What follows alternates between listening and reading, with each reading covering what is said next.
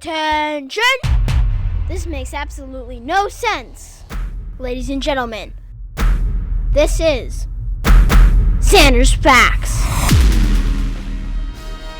Hey, y'all, this is the Zander's Facts Podcast. Welcome in to episode 56 of the Zander's Facts Podcast. I am, of course, the aforementioned Zander. We are rolling on Wednesday, March 9th, 2022. Thank you all for listening to episode 56 of the Zander's Facts Podcast. And remember, if you think you're going to like the facts this week, click the follow button on this podcast, download this episode, rate the podcast, review the podcast, and then go on all your socials, Twitter, Facebook, Instagram, TikTok, Zander's Facts, that's Zander with a Z. And most importantly, remember to tell all your friends about the Zander's Facts Podcast. Spread the facts, and then go subscribe to Zander's Weekend Facts, our newsletter that comes out every Sunday morning. You don't want to miss it. We got a ton of stuff on there that you need to know about. So subscribe on the link on this episode's description, and check out all the links on the Zander's Facts link tree, which is also linked in this episode's description. All the Zander's Facts that you need. We have got another big podcast this week. Not going to be as big as it was last week. That was the longest Zander's Facts ever. Too many facts. But it's still another big podcast. We're going to talk about Ukraine once again with our expert, Dr. Bobby, who is making his second straight appearance on the podcast. That is coming up a little bit later. But first, we are going to be talking about some sports. And no, we are not talking about football. Even though the last few days of football news have been pretty crazy. Because if you haven't heard, Aaron Rodgers is staying with the Packers and is going to be the new highest paid player in the NFL, even though, Russell Wilson has been traded to the Broncos. Calvin Ridley, receiver for the Falcons, was suspended for all of next season because he was betting on games last year. But that's not what we're talking about this week. None of that stuff. No one cares. We are talking about some good old college hoops, college basketball, because it is conference championship week. We have made it to two of the greatest weeks of the year right here in March. Are you sure? This week is Champ Week. 32 Division I collegiate athletic conferences that sponsor college basketball are hosting their conference tournaments this week. And then next week is the beginning of the NCAA tournament, which is just incredible. Oh, yay. This week is conference tournament week. Some of those conference tournaments started last week, though. But we are focusing on this podcast on the Power 6 conferences of college basketball. They start their tournaments this week. In fact, some of them already have, because the ACC tournament began on Tuesday, and the Big 12, Big East, Big 10, Pac-12, and SEC tournaments begin on Wednesday. So that's what we are talking about this week. College basketball, conference tournaments, the Power 6 conferences, and everything you need to know so you can be as knowledgeable as Zander. How about that? Let's do it. But before we get into those, 11 conferences have already concluded their conference tournaments because they started last week. So we already know a couple teams that are going into the tournament because the winner of each conference tournament out of all the 32 conferences is guaranteed a spot in the NCAA tournament. So 11 teams already know that they are going to the tournament. Who are those 11 teams? Well, I'll tell you. First off, in the Atlantic Sun Conference is Jacksonville State, who did not win their conference tournament. However, What? the team that won the conference tournament, Bellarmine, won the A-Sun championship game over Jacksonville, but they are in year 2 of a 4-year transition to Division I, so they cannot play in the NCAA tournament. It's a stupid rule, but it's a rule.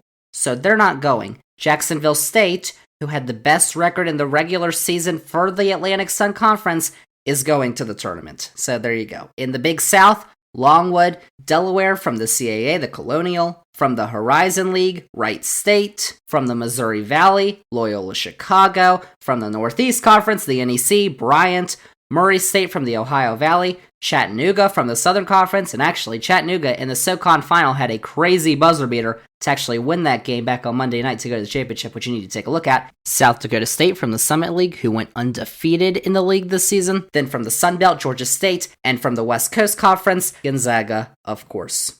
So, with all those out of the way, let's get to the Big 6 conference tournaments that are taking place this week. I have got some authentic Champ Week facts that I need to let you all in on. Oh boy. So here we go. Here's what you need to know for the ACC, Big 12, Big East, Big 10, Pac-12, and SEC conference tournaments this week. But let's begin with the Atlantic Coast Conference. The ACC, the 2022 New York Life ACC Men's Basketball Tournament, began on Tuesday and is going through Saturday. The ACC has had a surprisingly rough year, though. Only one team, that was Duke, was consistently ranked in the AP Top 25 this season, and there were drop-offs from Virginia, Florida State, Louisville, and North Carolina that have harmed the league this season, which ranks 7th in conference RPI. Duke, Notre Dame, North Carolina, and Miami finished in the top 4 of the league, though, meaning they will get double byes and will begin play on Thursday. So Duke is 1, Notre Dame is 2, North Carolina is 3, Miami is 4, and then teams that start play on Wednesday, Wake Forest is 5, Virginia is 6, Virginia Tech is 7, Florida State's 8, and Syracuse is 9, and then teams that play in the first round on Tuesday, Clemson is 10, Louisville is 11, Pitt is 12, Boston College is 13, Georgia Tech's 14, and NC State is 15. So, obviously the favorite is the top seed, Duke. However, they just lost in Coach K's final home game against North Carolina. Please, everyone be quiet. So Coach K wasn't too happy about that. But this is also going to be Coach K's final ACC tournament as well. The Blue Devils have additional ACC losses to Miami, Florida State, and Virginia. All of those were by 2 points or less. They also beat Kentucky and Gonzaga in the non-conference while losing to Ohio State. Now, Paolo Banchero and Wendell Moore Jr. are still 2 of the best players that you're going to see in the tournament, but Paolo Banchero has not been as good as I think everybody has hyped him up to be, but he's still been pretty good in the ACC.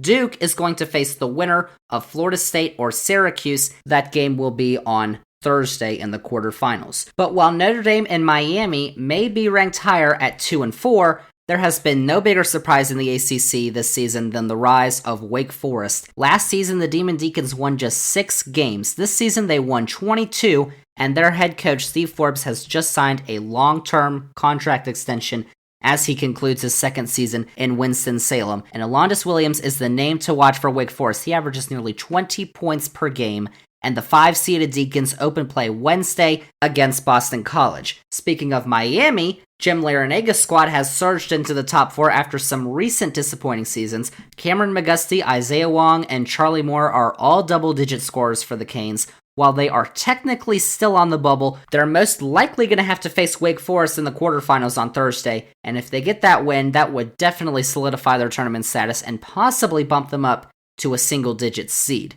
Virginia has slipped up this season, but they do have a win at Cameron Indoor. They did beat Duke in Durham, but the Cavaliers are going to have to win some games, and they may need some external help to get into the tournament next week. They're going to face Louisville in the second round on Wednesday, and then if they win that game, they've got a matchup against Carolina waiting in the quarterfinals on Thursday. Now, a popular sleeper pick this week in the ACC tournament is the 7-seed Virginia Tech. The advanced metrics have been on the Hokies all season long, and they continue to be so. They're 29th in the country in Ken Palm right now, 37 in the net rankings, and they have the second highest chance to win the ACC tournament according to the Athletics College Basketball model. Nice fact. Right now, though, nearly everyone has them on the outside looking in of the bubble for the NCAA tournament.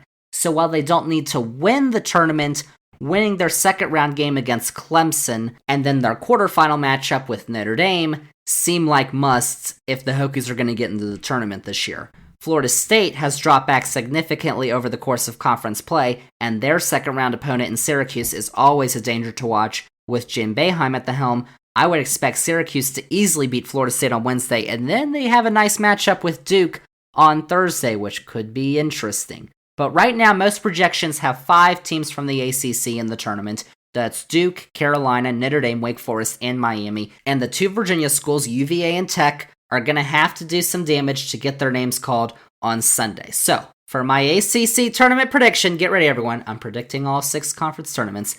I've got North Carolina. Guaranteed. It's been an up and down season for Carolina. They have blowout losses to Wake and Miami, and they also lost to the 12-seed Pitt. However, since that Pitt loss, they have won 5 straight, including at Virginia Tech and at Duke. Armando Bacot is averaging a double-double with 16.5 points and 12.5 rebounds per game, and is shooting 60% from the floor. Caleb Love, Brady Manick, and RJ Davis are all shooting around 40% from deep with over 10 points per game.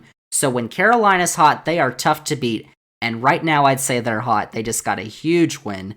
I've got Carolina beating Wake Forest in the ACC championship game. And this would be North Carolina's first ACC championship since 2016 and their 19th overall, while Georgia Tech was the tournament champion last year. So that's the 2022 New York Life ACC men's basketball tournament. It begins play Tuesday from Barclays Center in Brooklyn, New York. The championship game is set for Saturday at 8:30 p.m. Eastern on ESPN, and all of those games in the tournament can be watched on either ESPN, ESPN2, or the ACC network. So that's the ACC. 1 down, 5 to go. Jeez. Let's go to the Big 12. The 2022 Phillips 66 Big 12 Men's Basketball Championship.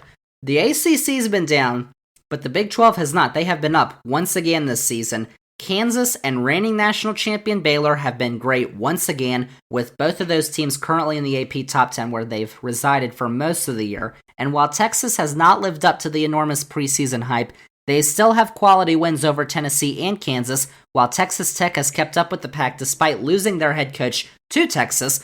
Oklahoma State, though, is barred from the postseason due to NCAA infractions, so the normally 10-team Big 12 tournament consists of 9 teams. Kansas is 1, Baylor is 2, Texas Tech is 3, Texas is 4, TCU is 5, Iowa State 6, Oklahoma 7, Kansas State is 8, and number 9 is West Virginia. So Kansas took the top spot in the tournament with a Saturday win against Texas, and the Jayhawks have not taken a step back at all this season.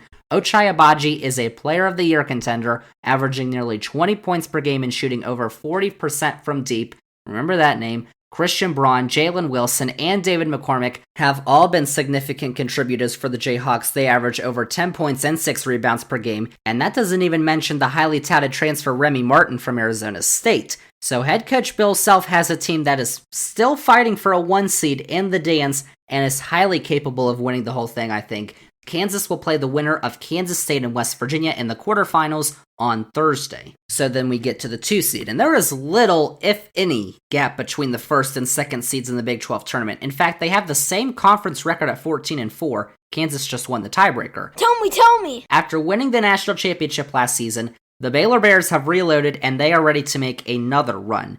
Now, Baylor doesn't have a star like Kansas does, but they have many significant pieces on their team. Adam Flagler and LJ Cryer, who were both on last year's championship team, have made significant leaps to lead the team in scoring. The transfer of James Akinjo has been huge, averaging a team-high 5.8 assists and 2 steals per game, along with 13 points. The team is not as talented as last year, but their head coach Scott Drew has the Bears back and ready to battle into the second weekend of the tournament. The Bears face 7-seed Oklahoma in the quarterfinals, and if they win, they will face the winner of Texas Tech Iowa State on Friday in the semis. This year's surprise in the Big 12, though, would belong to Texas Tech. The Red Raiders were among the league's best under their former head coach Chris Beard, but he packed up and moved to Austin last offseason. So, their new head coach, who's a first-year head coach at 65 years old and was Chris Beard's assistant at Texas Tech and Little Rock, has not skipped a beat. If you've watched Texas Tech this season, you've heard the name of Bryson Williams, and you're going to continue to hear it in the postseason. He is averaging a team-high 14 points per game on 54% shooting, and he's going to be the reason the Red Raiders win the Big 12 tournament if they do. The Athletics model gives them a league-high 31.7% chance to do so, which is 1% higher than Kansas. Spitting the truth. Tech opens play on Thursday against fading 6th-seed Iowa State, with a semifinal date against Baylor or Oklahoma waiting for them on Friday. And then Texas wraps up the top 4 of the league, with head coach Chris Beard's army of transfers having some growing pains throughout the season. The Longhorns finished 4 games back of Kansas and Baylor, both of whom beat Texas just last week. No one on the roster has stood out too. Timmy Allen, Marcus Carr, and Andrew Jones, they both average double-digit points per game though. However, no one on the team averaging over 3 points per game is shooting over 35% from 3. Both Ken Palm and The Athletic have the Horns as a significant drop-off from the 3 top seeds in the league, and the Horns also have arguably the toughest quarterfinal matchup, with 5-seed TCU coming off back-to-back wins against Texas Tech and Kansas. Yikes! Before they drop their final 2 games of the season to Kansas and West Virginia. TCU is definitely a danger to watch, and if they beat Texas on Thursday, we've seen them beat Kansas already this season. Iowa State and Oklahoma, they are going to be fighting for their tournament lives. Iowa State and TCU look safe though, but Oklahoma is probably going to need a win against Baylor to be in consideration, and that is going to be tough to do. So in the Big 12 championship game, I have got Baylor and Kansas, the two best teams I think in the league by a mile. The two split the season series. Kansas won by 24 back on April 5th, but Baylor won by 10 2 weeks ago. But in that game, I've got Kansas winning the Big 12 tournament. Ochai Agbaji is going to take over and become a household name this March. This would be Kansas's first Big 12 title since 2018 and their 12th overall. Texas won the title the last season. So that's the 2022 Phillips 66 Big 12 Men's Basketball Championship, which begins Wednesday from T-Mobile Center in Kansas City, Missouri. The championship game is set for Saturday at 6 o'clock on ESPN, and all games in that tournament can be watched on ESPN, ESPN2, or ESPNU. That's the Big 12. Another big conference is the Big East. The 2022 Big East Men's Basketball Tournament also starts on Wednesday, and the Big East has also been a conference on the rise this season. For the first time in the 42-year history of the Big East Tournament, Providence is the top overall seed in the tournament. That's a fact! Villanova is right behind the Friars, as always, and UConn has reemerged in Danny Hurley's fourth season as head coach. Marquette has proven to be quite a surprise in Shaka Smart's first season, while Creighton, Seton Hall, and Xavier all have a chance at making the tournament. So Providence is one, Villanova's 2, UConn is the 3rd seed,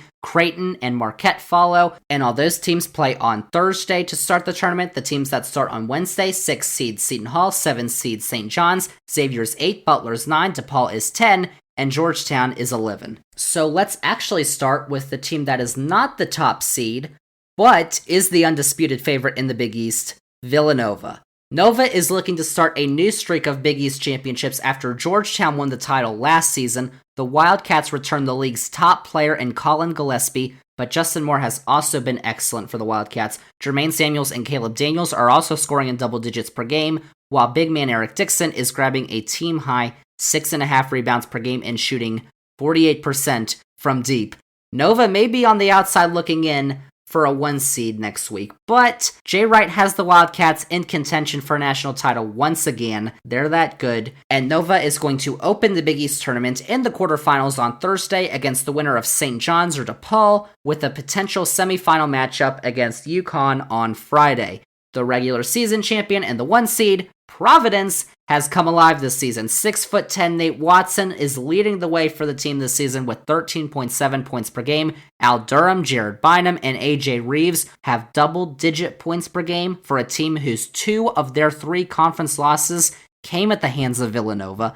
Nevertheless, though, Ed Cooley deserves to win Coach of the Year this season because the Friars were picked 7th in the Big East preseason poll, and they are now the team that is being hunted by everybody in this year's conference tournament. Providence will play the winner of Xavier or Butler on Thursday, and they would face Creighton or Marquette in the semifinals. Oh. Danny Hurley seems to have finally figured things out up at UConn, as the Huskies have been in the AP poll for a lot of conference play. RJ Cole and Adama Sanogo both average over 15 points per game, while Tyrese Martin rounds out a big 3 for the Huskies. UConn got a big win over Villanova a couple weeks ago, and they could meet up once again in the semifinals. But first, the Huskies are going to have to get past Seton Hall or Georgetown in the quarterfinals. Probably not Georgetown, though. They won the Big East tournament last year, but they have failed to win a game in the Big East this season. It has been rough for Georgetown. Not funny. But the quarterfinal matchup on Thursday between 4-seed Creighton and 5-seed Marquette would be a huge boost for either team's tournament hopes. Both teams appear to be in at the moment, but a win in that game and advancing to the semifinals against Providence would probably solidify a tournament berth for either of those teams.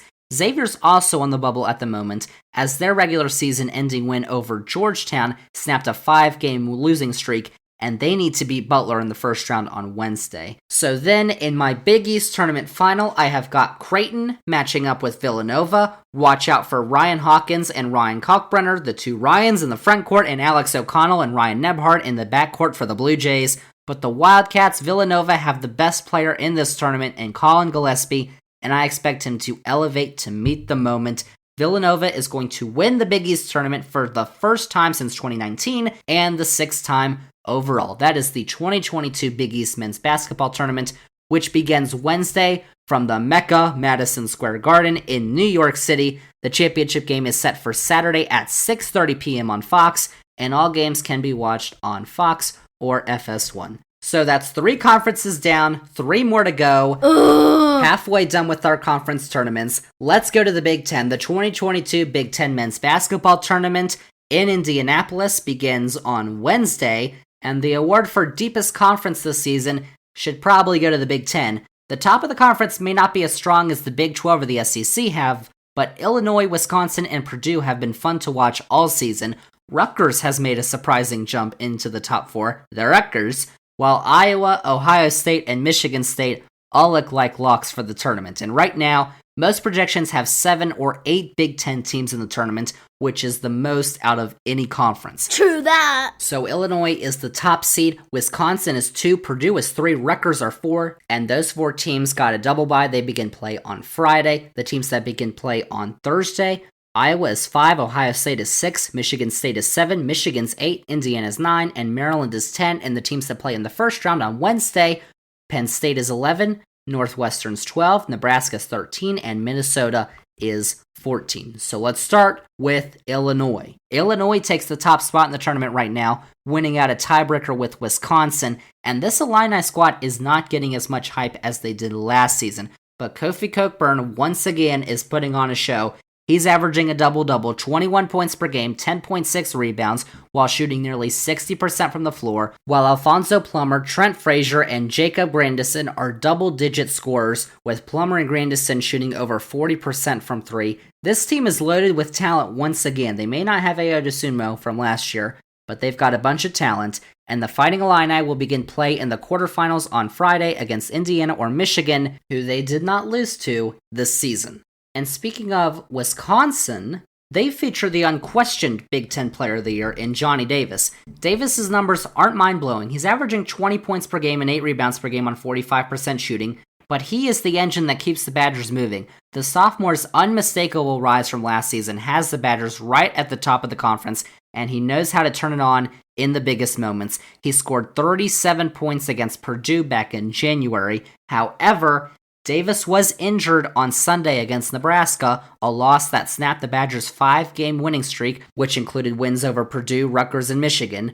So if UW doesn't have Davis for the Big Ten tournament, they're not going to win it. Too bad. They're going to have to rely on double-digit scorers Brad Davison and Tyler Wall. The second-seed Badgers open play on Friday against the winner of Maryland or Michigan State, with a potential semifinal matchup against Purdue, who Wisconsin has beaten twice this season. And the Boilermakers may be the third seed, but according to Ken Pom and The Athletic, they are the favorites in this tournament, and they'll be led by their 2 best players, Jaden Ivey and Zach Edey. Ivey is averaging 17.2 points per game, while Edey is averaging 14.7 points per game while shooting 66.7% from the field and getting 7.5 rebounds per game. That's a lot of numbers. The tandem of Ivey in the backcourt and Edey inside has been a nightmare for opposing defenses this season. The Boilermakers actually have the best overall record in the conference, but they fell 1 conference game short behind Wisconsin and Illinois. If you want to watch some offense, watch Purdue, because they are 7th in the country, averaging 80.7 points per game,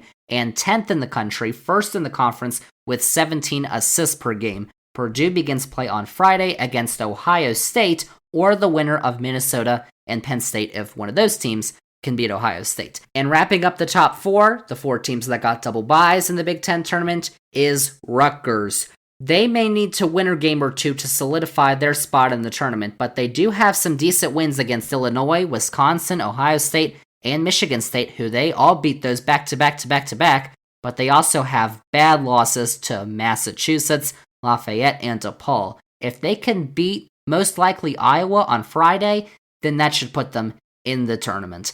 2 other teams to watch are Michigan and Indiana, who play each other in the 8-9 game on Thursday. That's going to be a really good game because both of those teams are on the bubble, and it's quite possible that the winner of that game is in, while the loser is out next week.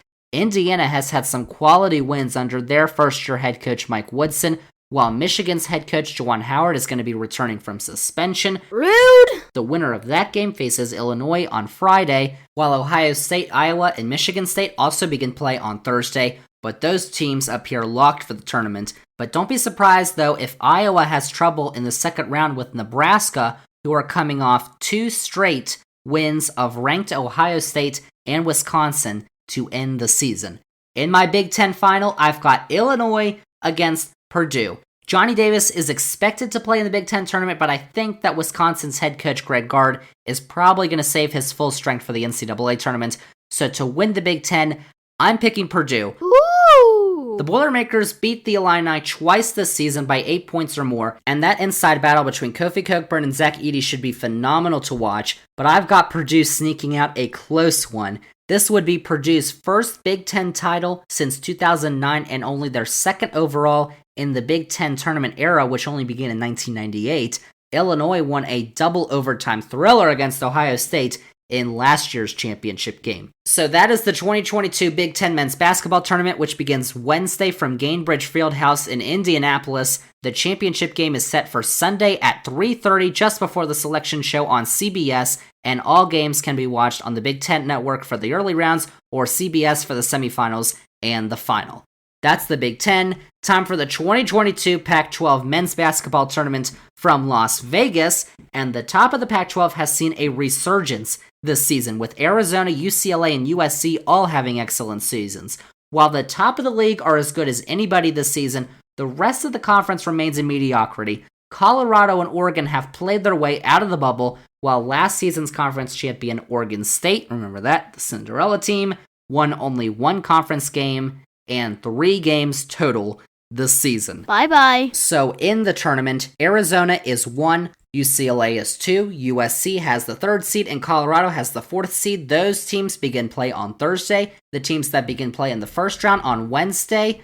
Oregon is 5th, Washington is 6th, Washington State is 7th, Arizona State is 8, Stanford has the 9th seed, California is 10, Utah is 11, and Oregon State is the 12th seed. So let's start with the top seed, Arizona, who have been a shock this season under their first-year head coach Tommy Lloyd, who before was a longtime assistant under Mark Few at Gonzaga.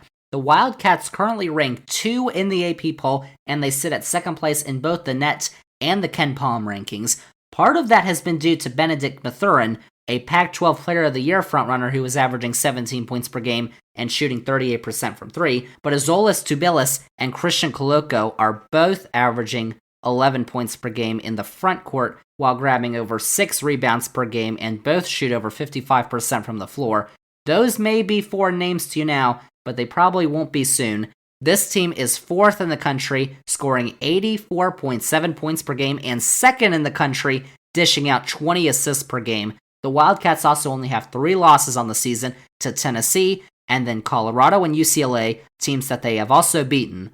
The only question, though, is their lack of experience. Will that come back to bite them come tournament time? I don't know. Well, we'll get the first chance to look at that on Thursday when they face the winner of Arizona State or Stanford. And then the 2nd seed are UCLA, who are coming off of last season's Cinderella run to the Final Four. With their main group back together, Johnny Juzang and Tiger Campbell from last year's squad are both averaging double figures in scoring. Juzang is averaging 16.7 points per game, while both are shooting over 43% from the floor and over 36% from 3. Campbell also averages a team-high 4.3 assists per game. Jamie Jacques Jr. and Jules Bernard have also taken a step from last year, with both averaging over 12 points per game and 4 rebounds per game. And the numbers don't jump out at you for the Bruins, but the advanced metrics are high on the Bruins. Both Ken Palm and the Net have the Bruins in the top 11, and wins against Villanova, Arizona, and USC would back that up. So the Bruins of UCLA will face the winner of Washington State or California on Thursday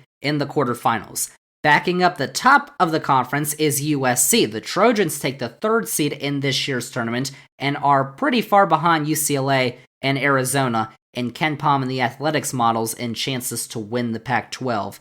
But USC has 4 double-digit scores just like the other 2 teams in Isaiah Mobley, Drew Peterson, Boogie Ellis, and Chavez Goodwin. Peterson is shooting 41.5% from 3, while Mobley and Goodwin are averaging over 6 rebounds per game, and the Trojans also won their first matchup with UCLA this season. However, they dropped both games against Arizona by 9 points or more, and the advanced metrics don't stack up to the Wildcats and the Bruins. Despite that, they are a lock for the NCAA tournament and are going to face the winner of Washington and Utah on Thursday, with a potential semifinal matchup against UCLA looming on Friday. I didn't ask that. The conference doesn't have any real bubble teams, though. Oregon might be the closest, but the 5-seeded Ducks have played their way out of the bubble in the last week. They lost their last 3 games of the season, but a run would definitely put them back in contention for a spot next week. The same goes for Colorado, who do have a win this season against Arizona.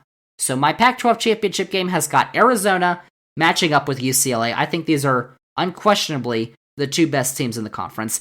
I've got UCLA, the Bruins, UCLA winning the final this year, with Johnny Juzang carrying Mick Cronin's side to their first Pac-12 championship since 2014 and their 5th in the Pac-12 tournament era, which is since 1987. So that's the 2022 Pac-12 men's basketball tournament, which begins this Wednesday from Michelob Ultra Arena in Las Vegas. The championship game is set for Saturday at 9 o'clock on Fox. All of the games can be watched on the Pac-12 Network, FS1, or Fox. So now we've made it down to our final conference, the SEC, the Southeastern Conference. It just means more. Nope. The 2022 SEC men's basketball tournament also begins on Wednesday, and the SEC is giving the Big Ten a run for its money as the deepest conference in the country this season. The top of the conference is also in contention with the Big 12 for best nationwide. Auburn, Kentucky, and Tennessee have been at the top of the conference all year, while Arkansas, LSU, and Alabama are also locks for the tournament. There are also a couple of bubble teams that are going to need a few wins to avoid heartbreak coming up on Selection Sunday. So, Auburn is the top seed, Tennessee is 2, Kentucky is 3, Arkansas is 4. Those 4 teams begin play on Friday. They got double byes. The teams that begin play on Thursday, LSU is 5, Alabama is 6, South Carolina is 7, Texas A&M is 8, Florida is 9, Mississippi State is 10, and the teams that begin play in the first round on Wednesday, Vanderbilt's 11, Missouri is 12, Ole Miss is 13, and Georgia is 14. So let's begin with the team that has been leading the conference all season long, Bruce Pearl's Auburn Tigers. For the first time in school history, Auburn was ranked number 1 in the AP poll earlier this season, thanks in part to Jabari Smith. If he hasn't already, should be a name you need to know this March. The freshman phenom who was in contention for the number 1 pick in this year's NBA draft. It's true! He's averaging 17 points per game, 7 rebounds per game, and is shooting 43% from 3. North Carolina transfer Walker Kessler has been huge for the Tigers inside, averaging 11.5 points per game, 8.2 rebounds per game, and shooting 62% from the field. And KD Johnson and Wendell Green Jr. are scoring in double figures. Auburn's 4 losses this season have all been by 6 points or less, including a 6-point loss to UConn in November, where they scored 109 points in double overtime. And the Tigers will face the winner of Florida and A&M in the quarterfinals on Friday, a game which is going to be very interesting, which we'll get to in a second. But despite Auburn being the top seed, the betting favorite and the favorite according to Ken Palm's metrics in this SEC tournament is Kentucky. The 3-seeded Wildcats have rebounded tremendously from last season's flop of a season to a 25-6 record and are currently 5th in the AP poll. And a major reason for the reemergence of Kentucky this season has been the ignition of forward Oscar Tshiebwe, who is averaging like a double and a half and a double and a half. Do better. Of 17.3 points per game and 15 rebounds per game. He has been the engine that gets John Calipari's squad to go this season, and they're going to need him if they make a deep run in the tournament. The Wildcats also have Ty Washington and Kellen Grady, who are averaging 12 points per game, with Grady shooting 43% from deep. The Wildcats are in the top 5 in both Ken Palm and the net rankings, and will likely face an Alabama squad that they beat twice this season in the quarterfinals on Friday. The favorite in this tournament, according to the Athletics model, is Tennessee. The Volunteers have been led this season by the 2-guard tandem of Kennedy Chandler and Santiago Vescovi, who both average over 13.5 points per game and shoot over 35% from 3. On paper, the Vols don't look as intimidating as Auburn or Kentucky, but they've gotten the job done on the court. Since a blowout loss to Kentucky, Tennessee has won 12 of their past 14 games, including wins over both Auburn and Kentucky. Cool facts, bro. Their defense has allowed them to stay in games, and since February 1st, they have allowed less than 1 point per possession to their opponents. Tennessee will play the winner of Mississippi State or South Carolina in the quarterfinals on Friday, with a potential semifinal matchup against Kentucky looming on Saturday. Then, after a slumping start to the season that including losses to Hofstra and Vanderbilt, Arkansas has won 14 of their last 16 games to close the regular season, including wins over Auburn, Kentucky, Tennessee, and LSU. My preseason national champion pick, Calm down, bruh, has been even better than Tennessee on defense in SEC play. They allowed their opponents to score just 0.93 points per possession, and they have one of the most talented guards in the league in J.D. Notae, who is averaging 19 points per game along with 3.6 assists. The Razorbacks did have trouble with Tennessee in the regular season finale. They lost by 4 points in Knoxville, but if they are on, very few can beat Eric Musselman's squad. Arkansas have a likely quarterfinal matchup with LSU, and if they can get past the Tigers, they will most likely face the Tigers of Auburn in the semifinals on Saturday. So LSU and Alabama are surefire tournament teams, but both haven't lived up to expectations this season. LSU has been in free fall recently. They've lost 9 of their last 15 games, but they did get a win over Alabama last Saturday, and the Crimson Tide have been a borderline top 25 team this season. They have wins over Tennessee, Gonzaga, and Houston, but they also have rough losses to Iona, Texas A&M, and last place Georgia in the conference. The most interesting matchup of the tournament may be one that I mentioned earlier, the 8-9 second round matchup on Thursday between Texas A&M and Florida. Both teams currently are sitting on the outside looking in portion of the bubble. Florida has a huge win over Auburn though, while A&M has won 5 of their last 6 heading into the tournament. The team that wins that game is not necessarily in, but their stock took a huge boost, and the team that loses is most likely out of it. In the SEC Championship, though, I've got Arkansas against Kentucky. I think a semifinal matchup between Auburn and Arkansas is going to be tremendous, but Arkansas is hot, and I've got them pulling out a close one on a neutral site. In the championship game, I've got Arkansas beating Kentucky, with DJ Notae putting college basketball on notice heading into the big tournament. if you say so. And this would be Arkansas's just second SEC tournament championship, their first since 2000. Alabama won the SEC championship last year. So the 2022 SEC men's basketball tournament begins Wednesday from Amalie Arena in Tampa, Florida. The championship game is set for Sunday at 1 o'clock on ESPN, and all those games can be watched on either the SEC Network or ESPN. So those are the 6 power conferences that I've got for you. All that stuff. Take it all in. I don't think so. A ton of facts. But there are some other tournaments this week. There are 14 other conference tournaments that begin this week as well. So here are a couple that you might want to watch for. The American Athletic Conference, the American, their tournament begins on Thursday. Houston has been the dominant squad all season until this past weekend, because Houston came into Memphis and got blown out of the FedEx Forum by the Tigers, who are catching fire as of late, winning 10 of their last 11 in the conference. Even without their star freshman Amani Bates, the Tigers have gotten better with big man Jalen Duren. Give me Memphis to win the American Championship, which is Sunday at 3:15 on ESPN. And as for Houston, don't be surprised if they get bounced early next week. They have almost no quality wins this season, and the Memphis loss exposed them mightily. And watch out for SMU too, who are right on the bubble. In the Atlantic 10, Bubble Mania is going to be going on in Washington, D.C., because right now Dayton, VCU, and St. Bonaventure are fighting for their tournament lives, and a tournament win could prove to be a bid steal for either of those teams. I'm going with the conference frontrunner Davidson right now, who have the conference's best win over a then top 10 Alabama team.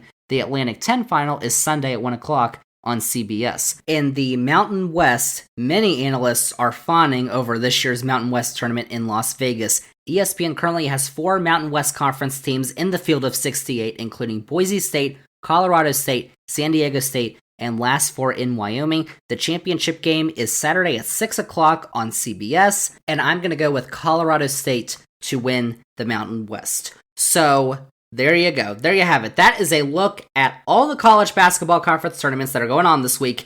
It is Champ Week. The basketball this week is going to be incredible. And the conference tournaments last until Sunday, and the selection show, where the 68 teams who will be in the tournament are revealed, will be this Sunday at 6 o'clock p.m. Eastern Time after the Big Ten final on CBS. And remember to check out Zander's Weekend Facts this Sunday morning for a recap of all the action that we've seen and what we will see in Sunday's finals. Plus, I'm going to make a couple of predictions for which teams are going to be on the 1 seed line and which teams will be in or out of the bubble. Same as Bog. So make sure to subscribe to Zander's Weekend Facts. That link is in the episode's description below. And next week, we are going to have my exclusive bracket reveal right here on the Zander's Facts podcast, episode 57, which you are not going to want to miss, especially because I did correctly pick last year's champion, Baylor. Stinger. I'm just saying. So there you go. That's Champ Week. And rejoice, everyone, because we have made it to March. Finally, basketball, college basketball, tournament time, March Madness, oh my gosh! And as John Rothstein from CBS always likes to say, we sleep in May. That's nice. That's Champ Week. That's college basketball for this week on the Zander's Facts podcast. But we are not done. Stay tuned, because right after the break, we are going to go back to Dr. Bobby for the second straight week. He is going to inform us on everything that is going on the war in Ukraine. We've got another update about the situation that is going on over in Europe. So stay tuned for that right here as the Zander's Facts podcast continues.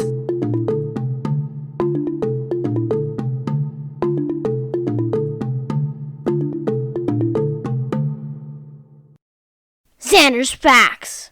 All right, Zander's Facts podcast, welcome back. We are concluding this edition, episode 56 of the podcast, with an update on the war in Ukraine. And for that, we bring in for the second straight week, Whoa. Dr. Bobby, our expert on this topic, the director of the Russian program at Virginia Tech. Dr. Bobby, welcome back to the podcast. Thanks, Zander. It's good to be back.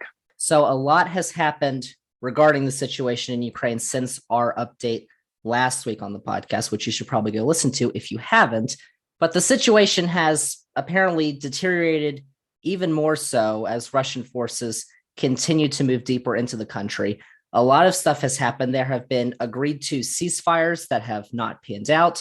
There have been new restrictions on news media in Russia, and a bunch of major credit card companies in the West have paused operations in Russia. And then just on Tuesday, the day we're recording this podcast, McDonald's announced that it's closing all of its nearly 750 restaurants in Russia. Uh-oh. And the Biden administration announced that the U.S. has now banned Russian energy imports as gas prices in the U.S. are now reaching record highs. So we're going to talk about those topics and more with Dr. Bobby. But I did want to begin with what we just learned this morning on Tuesday, that the Biden administration is banning Russian energy imports into the U.S. Dr. Bobby, could you just explain what that means?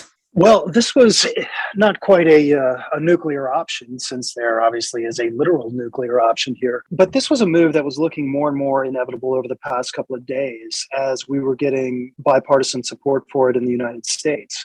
To the extent that the United States uses Russian oil and gas, one could argue perhaps that this is more of a symbolic gesture than anything else. It's still significant to the Russian economy. But if this really is a symbolic gesture, the audience to whom it was intended is definitely getting the message. Western Europe, too, is making a similar move.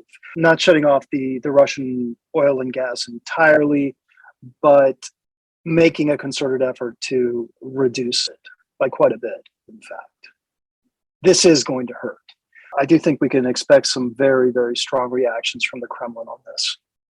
So I also wanted to start with something that Vladimir Putin, the Russian president, said earlier this week.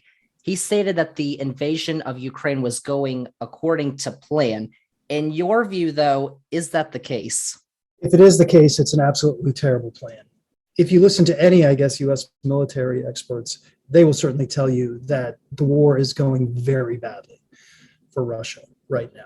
And that is very obviously the case. There is no accurate count of casualties at the moment, but I think it's pretty safe to say at this point that it's over 4,000. The Russian Ministry of Defense, other than last week, is not releasing any numbers. The Russian media is more or less ignoring many of the combat operations. Clearly, this is not going according to plan at all.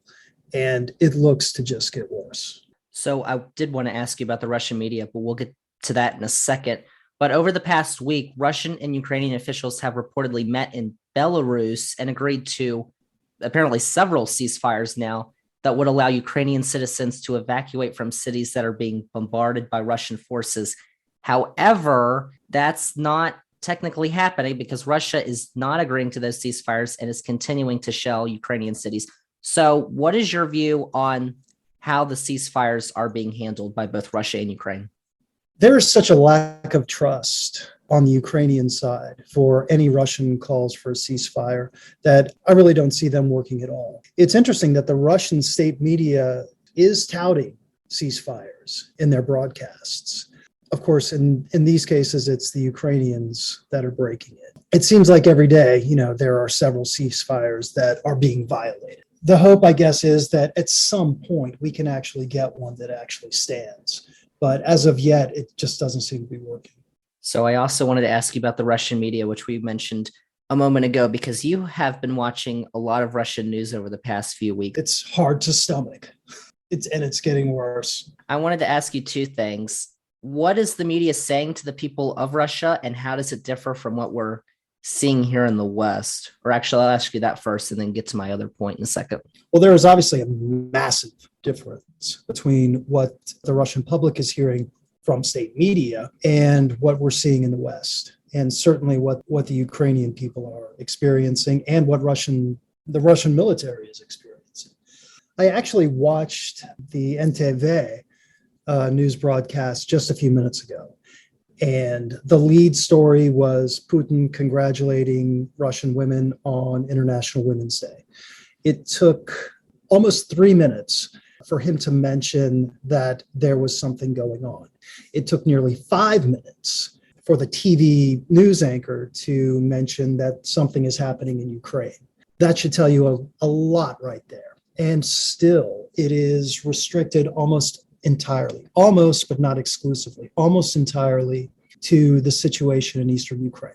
Kiev is rarely mentioned, again, unless it's to mention the fact that there are a bunch of nationalists and fascists in control in Kiev. So also I wanted to ask you, because Russian politicians passed a bill that effectively prevents Western and free media outlets from operating in the country, U.S. media outlets, CNN, NBC, CBS, all those, and sites like Facebook are now not operating in Russia.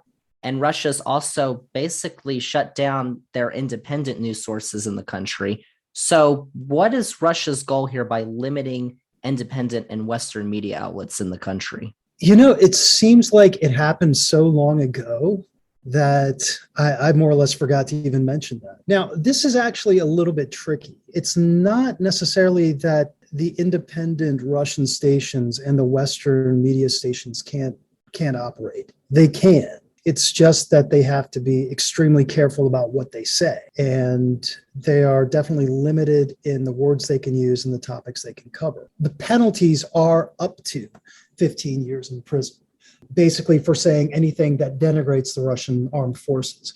Now, this is so vague that, you could basically interpret anything for that. So it more or less gives the authorities in Russia a free hand to punish anybody who would talk about war, invasion, attacks, particularly attacks, the attacks we're seeing on CNN or, NBC or ABC or CBS, things that have really permeated American media for the last almost 2 weeks now. They're not appearing in Russia at all. Dost, one of the independent TV stations, or the independent TV station that I mentioned last time, shut itself down because it simply can't operate in the conditions that are being imposed by the state. Something very similar happened just a little bit earlier with Echo Moskvy, the very liberal Russian radio station. Novaya Gazeta, whose editor just won the Nobel Prize, is still operating, but very, very carefully. They are not using the word war in any kind of context that would get them in trouble. In fact, they're not really covering it. What they're, at least as of yesterday, what they were covering was mostly the protests against the war. Now, when they're talking about this, it is a protest against, quote, that which shall not be named. So they're trying their best to get around it, but I think it's probably only a matter of time before they get shut down as well, and probably physically shut down by the government. All indications seem to be that the situation on the ground in Ukraine is going to get much worse. And as it does, you can expect probably a further crackdown on the Russian media. So I wanted to turn our attention towards the West because Russia has used reports of nearly 600 missiles in Ukraine. A bunch of those have attacked civilian areas, and civilians have been killed by those Russian missiles. You will not see that on the Russian media at all. The only civilians being killed are being killed by the Ukrainians, according to Russian state media. And the US and NATO are now trying to send Ukraine missiles and old aircraft in order to fight those Russian forces. So because they're doing that, how do you think Putin is going to interpret these actions of assist for Ukraine from the West? Well, publicly, he's going to interpret it as he has been interpreting everything on the part of Western governments as a declaration of war and as participation in the war. What is he going to do about that? I don't expect him to undertake any immediate military operations against NATO or the United States. Cyber attacks, I do think, will be in the offing. Whether or not they work, I think, remains an open question. And also the topic of a no-fly zone, that's been in the news recently because Ukrainian President Zelensky has urged NATO countries to implement a no-fly zone over Ukraine, which would basically mean removing Russian aircraft from the skies over Ukraine. But so far, NATO has refused to even consider that idea. So what is your view on a no-fly zone over Ukraine, and why isn't NATO going to go along with that? Well, the risk reward for this, I think, pretty much demands that there not be a no-fly zone. The Russian Air Force has not really dominated the sky, and I don't even think it's necessarily attempted to. Much of the destruction has been from, these missile strikes as well as artillery. Of course, getting into a kind of shooting war like that with Russia is something everybody wants to avoid, both sides. So really, the call for a no-fly zone is definitely something that Zelensky should do and should keep asking for. It is to his advantage to keep doing this. And actually, if it does not get instituted, it's not necessarily going to hurt him that much because in a way, it kind of shames Western governments into doing more other than installing a no-fly zone. So it really does make sense for him to keep doing this, and it does not give Russia an excuse to attack the West. I think the Western governments are on the right page here with not instituting a no-fly zone. So finally, I wanted to ask you about Putin's endgame, because last week I asked you what you thought the end would be here for Putin. But with everything that's happened in the past week, all the new developments that we've learned about, what is your updated view on how or where Putin is going to stop his aggression, or his aggression is going to potentially be stopped? Actually, I think it is a very real possibility that Russia loses this war. These are facts. They are already bogged down in it. I mean, this war should probably have been over in a week. The Russian military has been manifestly ineffective in doing what they're supposed to do here. Now, this doesn't necessarily mean that it's going to turn out well. I think it is right to expect that Putin is basically going to throw almost everything he has at Ukraine in the coming weeks.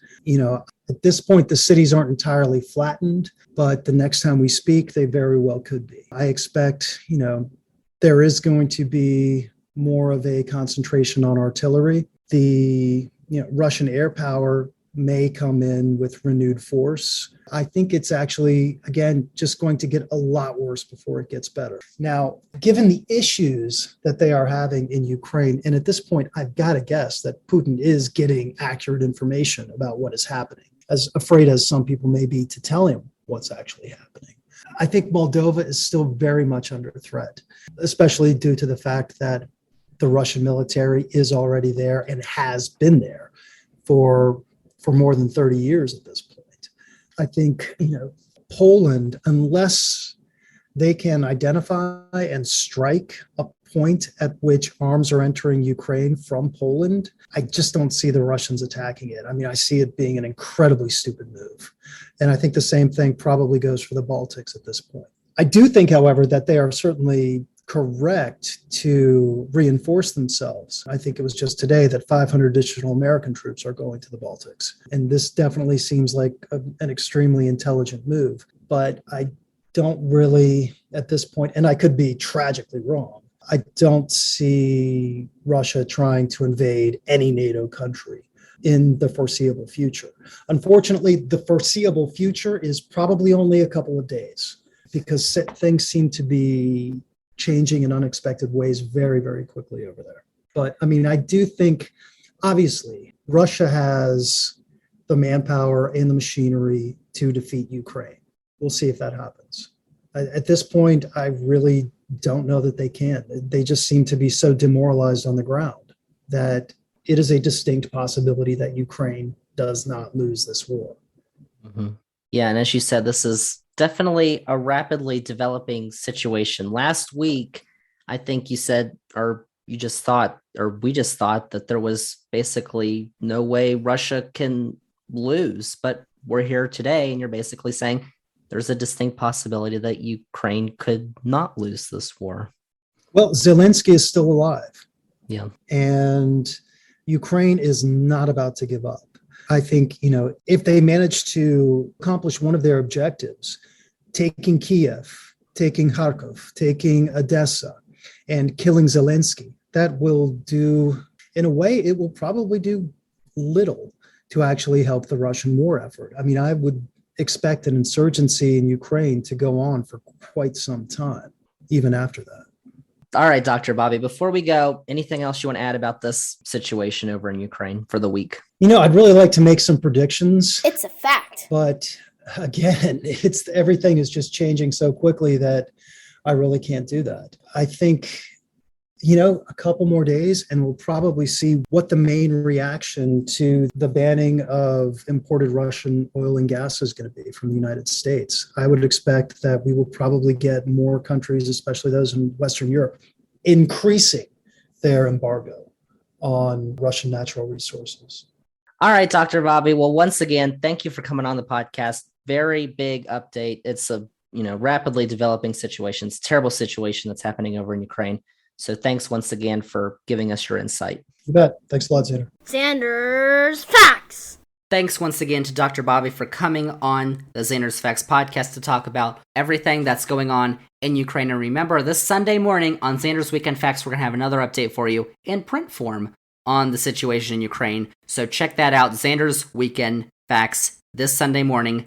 Go subscribe. Link is in this episode's description. So that is all I've got for this week on episode 56 of the Zander's Facts podcast. Thank you all for listening. And remember, if you liked all the facts that we had on this week's podcast, there were a bunch of them. There was an hour of them. Remember to click the follow button on this podcast, download this episode 56, and rate and review the podcast. And then go on all your socials, Twitter, Facebook, Instagram, TikTok. Go follow, like, at Zander's Facts. That's Zander with a Z. And most importantly, tell all your friends. Spread the facts. Zander's Facts podcast. Go subscribe on YouTube. Zander's Facts is now on YouTube. This episode is going to be on YouTube. Go check that out.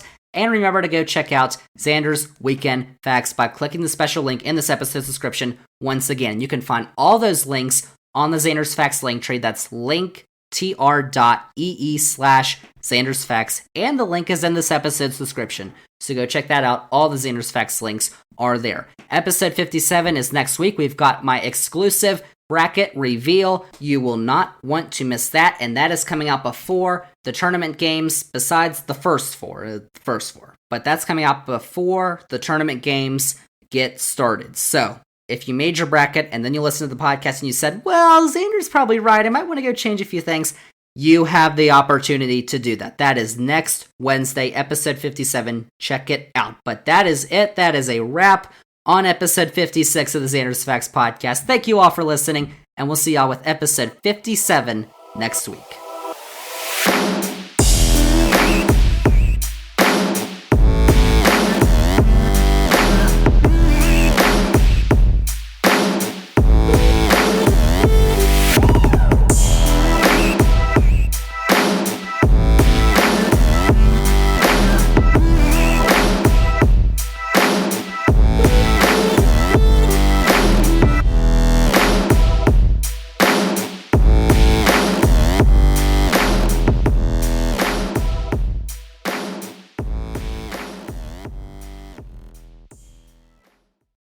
Please, everyone be quiet.